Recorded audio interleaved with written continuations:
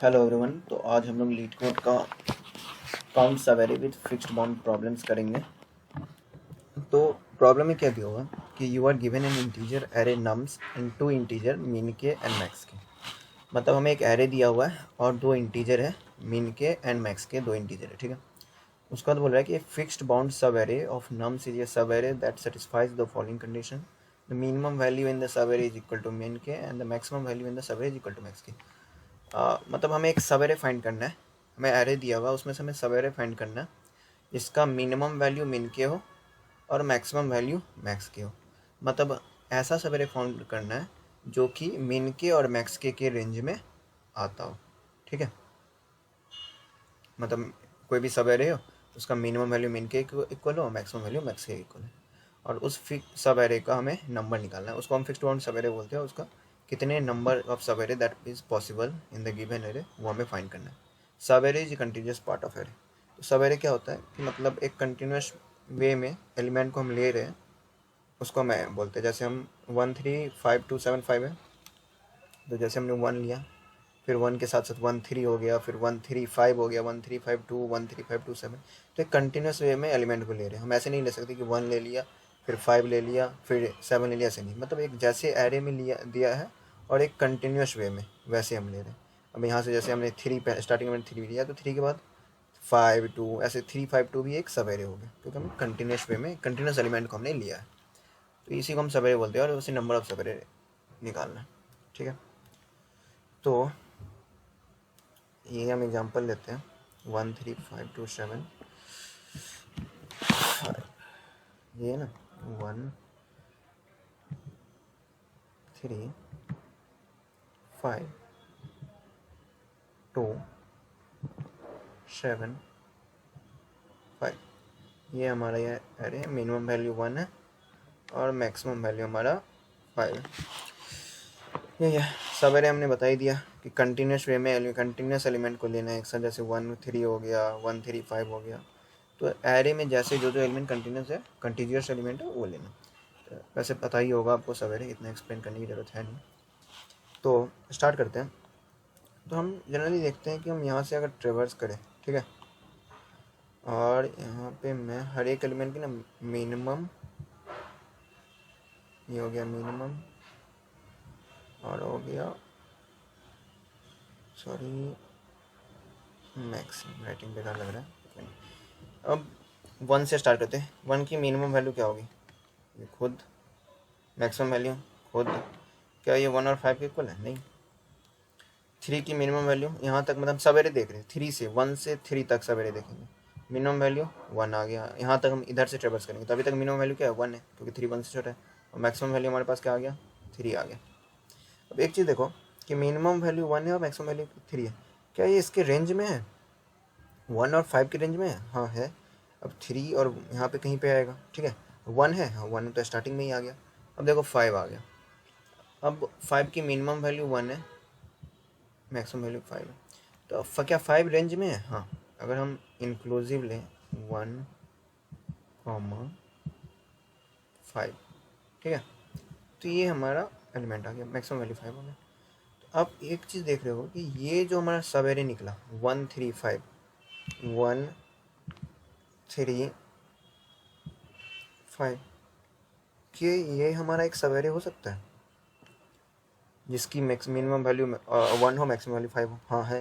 अगर इस टोटल सब एरे को हम देखें तो मिनिमम वैल्यू कितनी थी, 1, ये वाली तो 1 हो गई, और मैक्सिमम वैल्यू कितनी है, 5। तो ये हमारा एक सब एरे तो निकल गया, ठीक है, +1।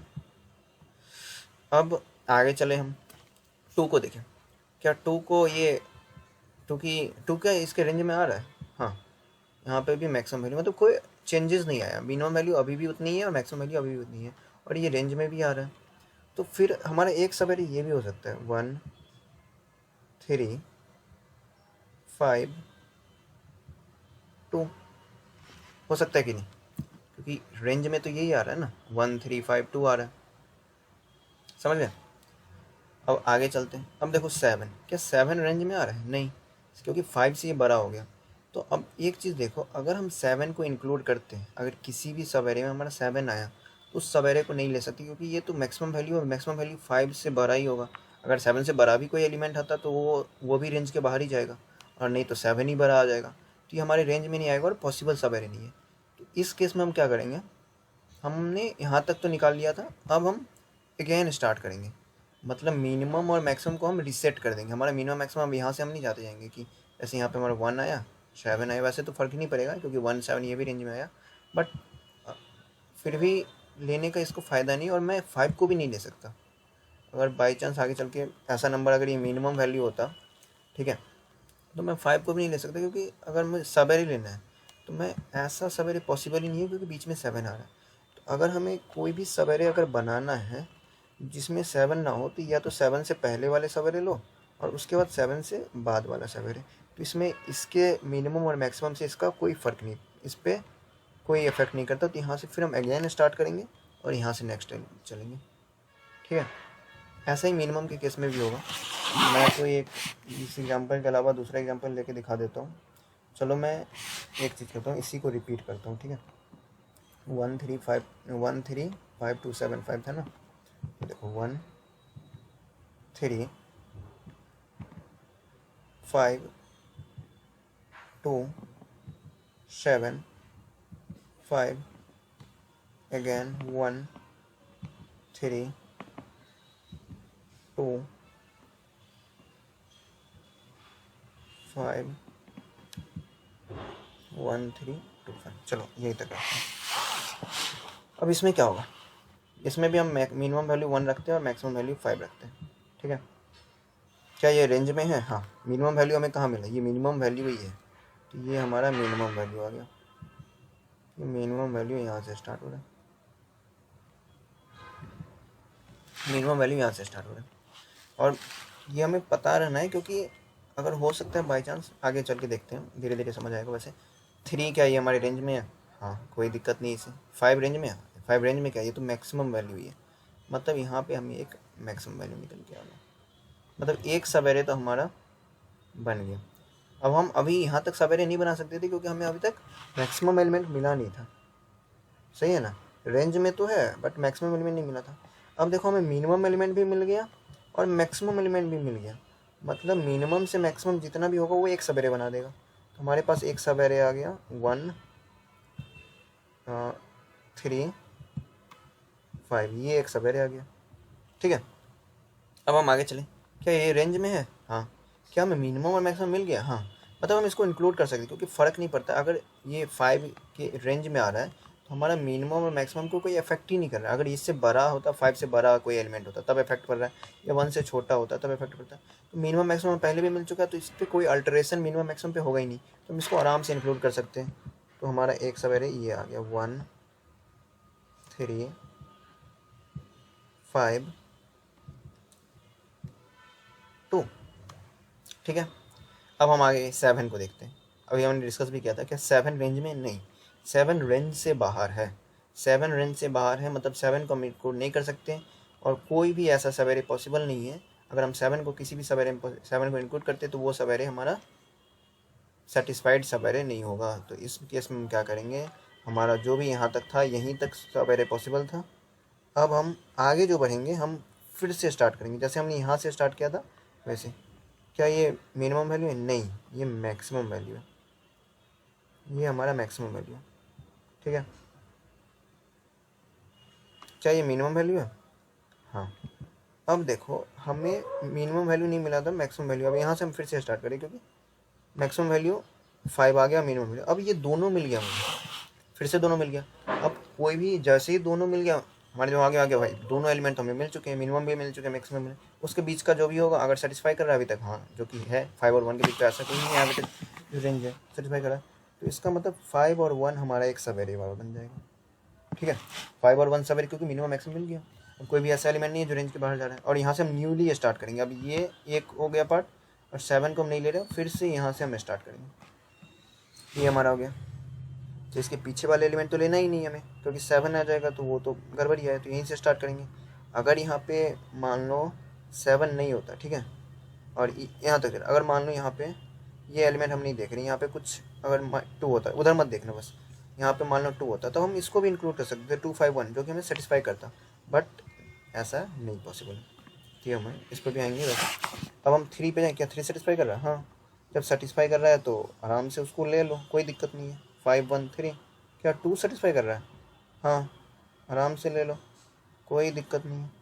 5 1 3 2 और ऐसे ही लास्ट वाला 5 1 3 2 5 भी होगा। तो कितने पॉसिबल हो गए? 1 2 3 4 5 6, 6 सवेरे हमारा पॉसिबल हो गया। ये था एक कॉन्सेप्ट, आपको समझ गया कि जैसे ही मिनिमम मैक्सिमम मिले एक सवेरे हमारा पॉसिबल हो जाता है।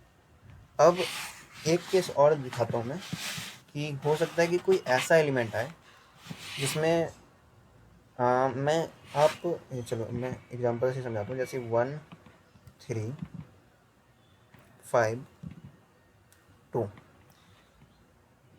-1 7 2, ये हमारा मान लो सवेरे, ठीक है।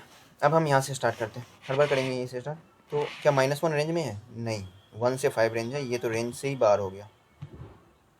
क्या ये रेंज में है? नहीं, ये तो रेंज से ही बाहर है, समझ रहे हो ना? क्या 2 रेंज में है? हाँ 2 रेंज में है। क्या मिनिमम मैक्सिमम फाउंड है? नहीं है। क्या 1? हाँ मिनिमम फाउंड हो गया। क्या मैक्सिमम फाउंड है? नहीं। आगे बढ़ के देखते हैं। क्या 3 रेंज में है? हाँ। क्या 5 रेंज है? 5 रेंज में और मैक्सिमम हमें मिल गया, मतलब मिनिमम भी मिल चुका है, मैक्सिमम भी मिल चुका है। अब यहाँ पे एक सवेरे आ जाएगा। अब देखो मिनिमम टू मैक्सिमम एक सवेरे हमारे ये बन जाएगा, पक्का बन जाएगा एक, ठीक है। अब बोलोगे बीच से 3 5 नहीं बन सकते, क्योंकि मिनिमम स्टार्टिंग और मैक्सिमम स्टार्टिंग बीच में एलिमेंट अगर चेंजेस भी हो रहे होंगे, नहीं भी हो रहे होंगे, तो मैक्सिमम हमें पहले ही अगर मिल जाता तो वो भी सवेरे बन जाता। तो 1 3 5 हो गया। अब एक चीज़ देखो, हमें ना ये भी ध्यान रखना पड़ेगा कि हमारा ऐसा कौन सा एलिमेंट है जो रेंज से बाहर है और उसका इंडेक्स क्या है। ऐसा क्यों बोल रहा हूँ मैं? क्योंकि अब मैं यहाँ से जैसे ट्रेवर्स करूँगा, अगर मैं यहीं से लेता हूँ, ठीक है, मिनिमम है +1, बट एक सवेरे ये भी पॉसिबल है 2 1 3 5, ये सवेरे भी पॉसिबल है।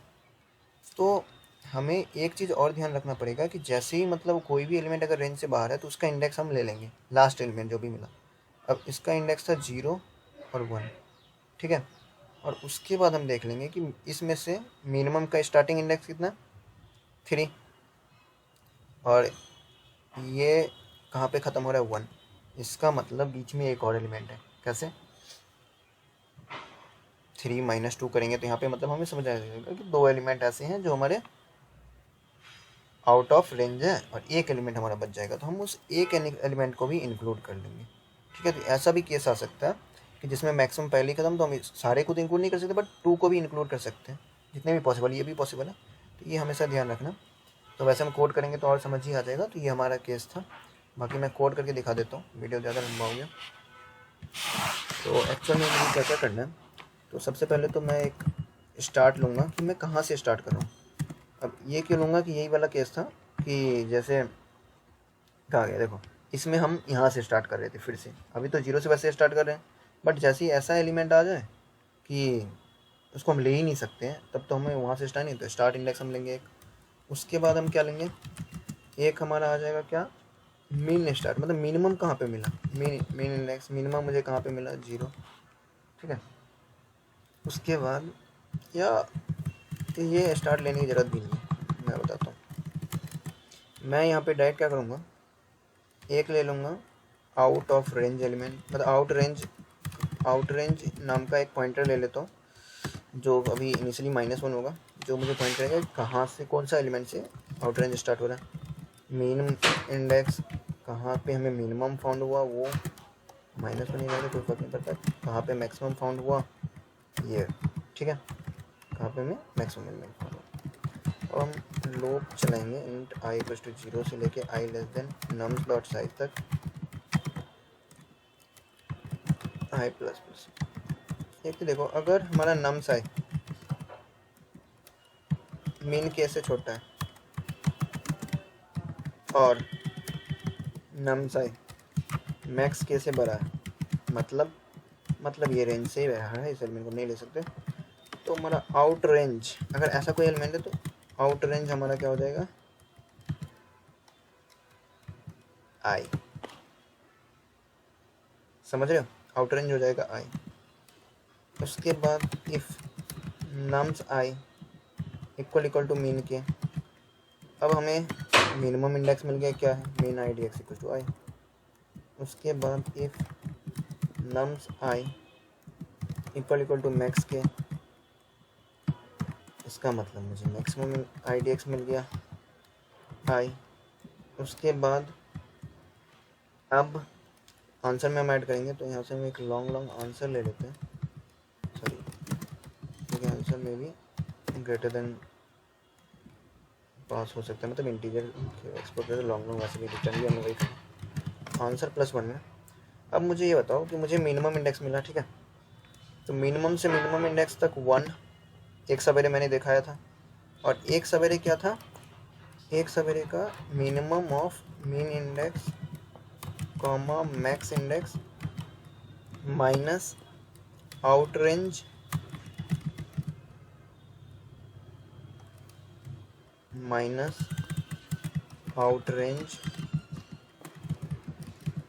+1। क्यों, अब दिखाता हूँ ये कहाँ से है। अब देखो यहाँ पे कहाँ था, हम कहाँ थे, यहाँ पे आउट रेंज कहाँ पे आ रहा है, 1 पे। मिनिमम और मैक्सिमम का मिनिमम इंडेक्स क्या है, 3, मतलब 3 से हमारा स्टार्ट हो रहा है रेंज। अब मुझे चाहिए कि इससे पहले कितना एलिमेंट है। आउट रेंज यहाँ से स्टार्ट हो रहा है, 1 + 1 2 हो गया, 3 - 2 1, मतलब इससे पहले 1 एलिमेंट है, तो ये एक सवेरे बनाएगा, ये हमारा एक सवेरे बनाएगा, ठीक है, एक ही सवेरे बनेगा। तो हमें नंबर ऑफ एलिमेंट देखनी है और उतने ही सवेरे बनेंगे। तो जहाँ से स्टार्ट होगा +1 और मिनिमम ऑफ इतना माइनस करेंगे, तो जैसे यहाँ 3 -1 स्टार्टिंग इंडेक्स +1 करेंगे, नंबर ऑफ एलिमेंट मिल गए जो कि 1 है, तो वो हमारा सवेरे आ जाएगा। और एक सवेरे होगा मिनिमम टू मैक्सिमम, तो वही हमने किया, एक सवेरे मिनिमम टू मैक्सिमम हो गया, और माइनस आउटर रेंज -1, ठीक है। अब देखो आउटर रेंज +1, और यहाँ पे इसको ब्रैकेट को जब आप खोलेंगे तो -1 आ जाएगा, और -1 और ये +1 ये दोनों हट जाएंगे। इसको हम डायरेक्ट ऐसे लिख सकते हैं, minimum index comma maximum index minus out range, simple. तो ये हमारा सवेरे देगा आंसर। और यहाँ पे पहले 0, क्योंकि लॉन्ग कंपेयर कर रहे हैं तो मिनिमम आ जाएगा, तो ये लॉन्ग करने की ज़रूरत है भी नहीं क्योंकि ये इंटीजर ही देगा। तो और इसका मैक्सिमम ले लेंगे, क्योंकि ऐसा केस आएगा जब मिनिमम और मैक्सिमम कुछ हमें मिला नहीं होगा, सारे निगेटिव होंगे, तो उस केस में निगेटिव ऐड नहीं हो, इसलिए मैक्सिमम ले लेंगे और 0 ऐड हो जाएगा। इसमें मैक्सिमम ले लिया और बाकी हम रिटर्न कर देंगे, और इस कोड को हम करते हैं रन। तो रन हो गया, सबमिट करते हैं, सबमिट हो गया। Thank you very much.